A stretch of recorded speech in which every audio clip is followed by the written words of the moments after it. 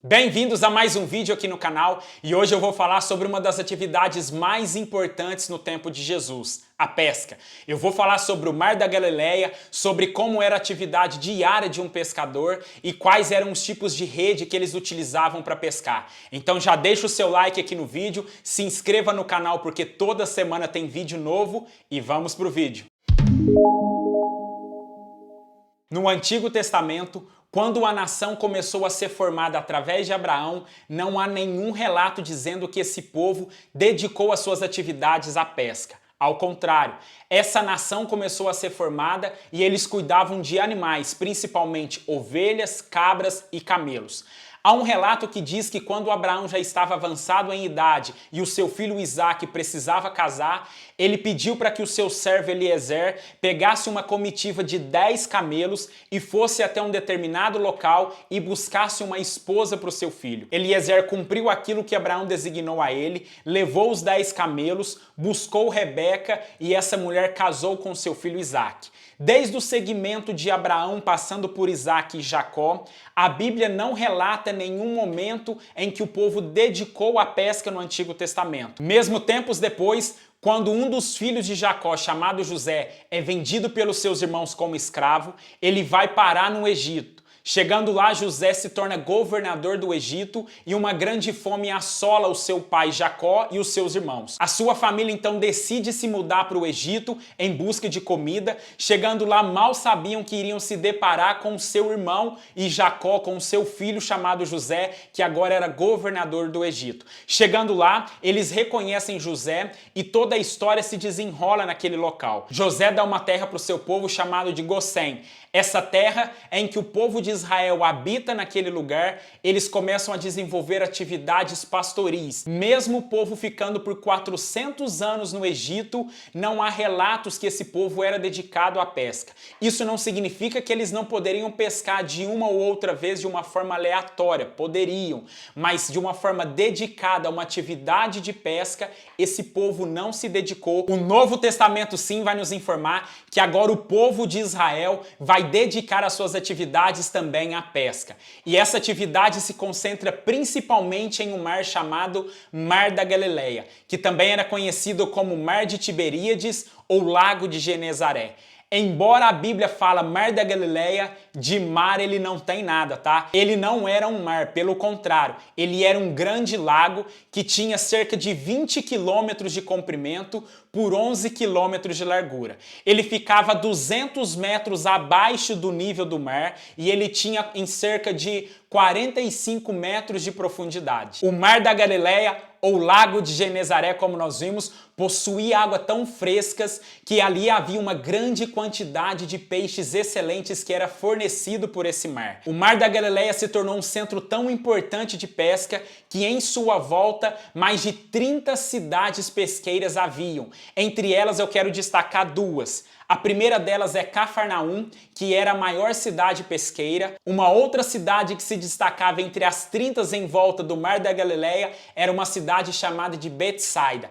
É bem provável que dois dos discípulos de Jesus, João e Tiago, tenham vindo da cidade de Betsaida. Ali veio Tiago, João e o seu pai, que também é mencionado nos evangelhos, chamado de Zebedeu. A atividade pesqueira no Novo Testamento começa a dar suas caras e a mostrar que era uma atividade rotineira do povo de Israel, que até o nome das cidades tem significados ligados à pesca. Por exemplo, a cidade que eu acabei de mencionar, chamada de Betsaida, significava casa de peixes. E há um relato que dizia que o pai de João e Tiago, que eu acabei de mencionar também, chamado de Zebedeu, ele possuía servos que cuidavam da atividade pesqueira, simbolizando que a atividade de pesca era uma atividade que gerava bons rendimentos e prosperidade naqueles dias. E como era a atividade diária de um pescador? Eu posso te adiantar que não era nada fácil, viu? Um pescador muitas vezes passava a noite toda trabalhando. É isso que o Evangelho de João relata quando os discípulos saíram para pescar. Pedro disse, eu vou pescar. Os demais discípulos disseram, eu também irei com você. Eles entraram no barco e o texto diz que eles pescaram a noite toda e não pegaram um único peixe. Até que Jesus se apresenta na praia e disseram para que eles jogassem a rede do lado direito do barco e então eles pegaram 153 grandes peixes. Isso é uma demonstração que muitas vezes eles saíam para a pesca e ficavam a noite toda trabalhando e ainda poderiam correr o risco de trabalhar e não pegar nenhum peixe, não ter resultado na sua pesca. Se não bastasse o esforço físico que era feito durante toda uma noite de pesca ou durante o dia, eles traziam os peixes que eram pegos até a praia ou o local onde eles iriam ali fazer as suas atividades de pesca. Outra coisa que eles deveriam fazer era separar os peixes bons dos peixes ruins. Esses peixes que eram separados, eles eram limpos, colocados em um cesto para que fosse comercializado ali no comércio mais próximo, nos mercados. E como algumas cidades ficavam longe do Mar da Galileia, para que esses peixes pudessem chegar com qualidade, os pescadores salgavam esses peixes como uma forma de mantê-los por mais tempo para que não viesse a estragar. A atividade de um pescador também tinha os seus riscos e perigos, principalmente se tratando do Mar da Galileia. Eu disse no começo do vídeo que o Mar da Galileia ficava cerca de 200 metros abaixo do nível do mar, fazendo com que o vento fosse sobre ele de uma forma tão grande que agitava as águas de uma forma repentina, ou seja, eles mal esperavam que iriam acontecer uma tempestade. Foi isso que aconteceu quando os evangelistas nos relatam que estava Jesus Cristo juntamente com seus discípulos. Jesus estava dormindo tranquilamente e um forte vento veio sobre o barco. Os discípulos atemorizados correram até Jesus, acordaram ele e ele acalmou a tempestade. No Novo Testamento também é narrado que um discípulo de Jesus chamado João conhecia o sumo sacerdote. É bem provável que talvez ele teve esse conhecimento do sumo sacerdote devido à sua família, principalmente do seu pai, chamado Zebedeu, que desenvolveu uma atividade de pesca. É bem provável que Zebedeu possa ter comercializado peixe com o sumo sacerdote. Por isso que nós vemos em um relato quando Jesus Cristo é preso, dizendo que o apóstolo Pedro ficou do lado de fora e João conseguiu entrar com Jesus até a sala do sumo sacerdote. Até agora eu falei sobre o Mar da Galileia e como eram as atividades de um pescador no seu dia a dia. Mas afinal, a coisa mais importante que é o peixe, como eles faziam para pegá-los. Eu quero destacar aqui 4 formas que os pescadores utilizavam no tempo de Jesus para pescar um peixe. A primeira delas é um arpão. O arpão tinha toda a sua extremidade, a sua base de madeira, e na sua ponta havia um pedaço de metal, ou às vezes pode ser também feito de ferro. O pescador entrava dentro de um barco, colocava esse instrumento dentro e iria pescar principalmente à noite. Esse tipo de material deveria ser usado à noite. Eles colocavam como uma estratégia uma pequena lanterna à beirada do barco. Isso fazia com que os peixes, quando viam a luz, começavam a saltar e o pescador, sendo bom de mira, ele fincava no peixe e então ele conseguia pescá-lo. O segundo tipo de estratégia utilizado nos dias de Jesus para que pudesse pescar era chamado de anzol. O anzol funcionava da seguinte forma: pegava-se uma linha comprida e na sua ponta colocava-se um anzol que poderia ser de 2 elementos, um osso ou até mesmo de um metal ou ferro. O pescador lançava esse anzol sobre as águas e ali retirava o seu peixe. Esse tipo de pesca foi muito bem relatado nos evangelhos. Os evangelhos nos diz que Jesus Cristo estava conversando com um discípulo dele chamado Pedro, em que um homem se aproximou e veio cobrar impostos de Jesus. Então Jesus Cristo deu a seguinte instrução para Pedro: Pedro, vai até o mar, lança o anzol e retira o primeiro peixe que você pegar. Abra a boca dele e você vai encontrar uma moeda. Paga um imposto para mim e paga um imposto para você. Esse tipo de pesca que Pedro realizou nesse dia é a pesca com anzol. O terceiro instrumento que os pescadores utilizavam para poder pescar nos dias de Jesus é chamado de rede.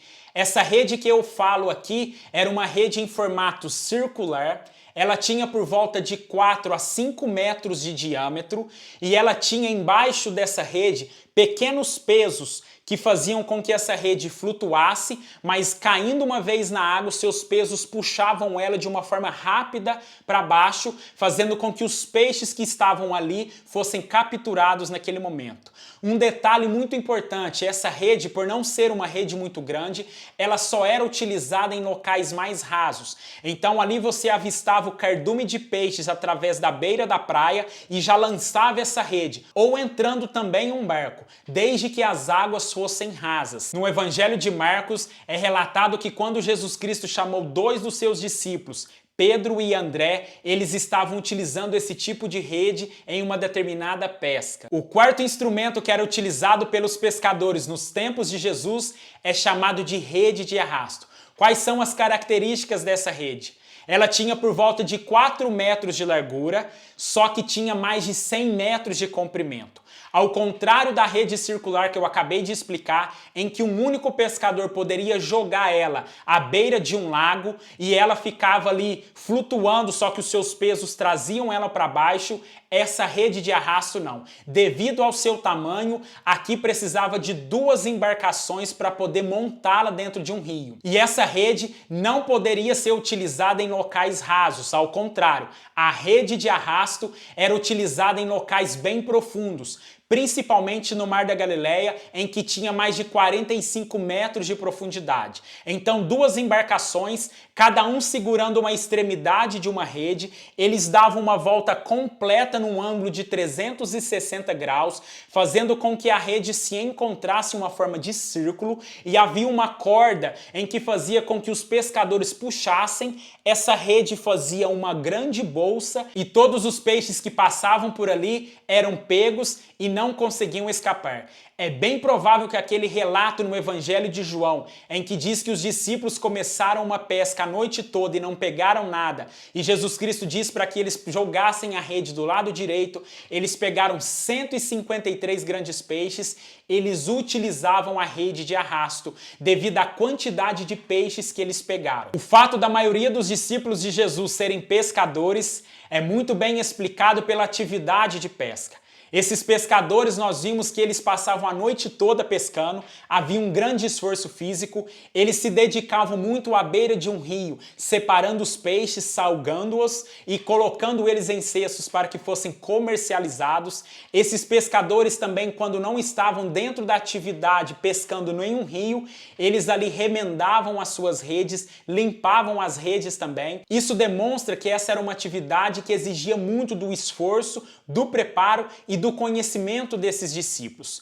Exatamente foi isso que aconteceu quando Jesus Cristo chamou eles. Jesus Cristo disse: "Eu vos farei pescadores de homens", ou seja, eles iriam enfrentar as mesmas dificuldades, iriam enfrentar os ventos que muitas vezes enfrentavam no Mar da Galileia, iriam enfrentar noites muito difíceis de se conduzir, iriam enfrentar também exigências de tempo. Então esses discípulos, na verdade, embora não tivessem o preparo teológico que tinham os rabinos daquela época, Jesus Cristo soube muito bem usá-los e escolhê-los, porque Jesus Cristo sabia que todo o preparo que eles tiveram no seu dia a dia, adquirindo e pegando experiência na pesca, eles também iriam utilizar na evangelização e para expandir o nome de Jesus. Espero que você tenha gostado desse conteúdo, deixe o seu like aqui no vídeo, se inscreva no canal porque toda semana tem vídeo novo, compartilhe esse vídeo com seus amigos e até o próximo vídeo.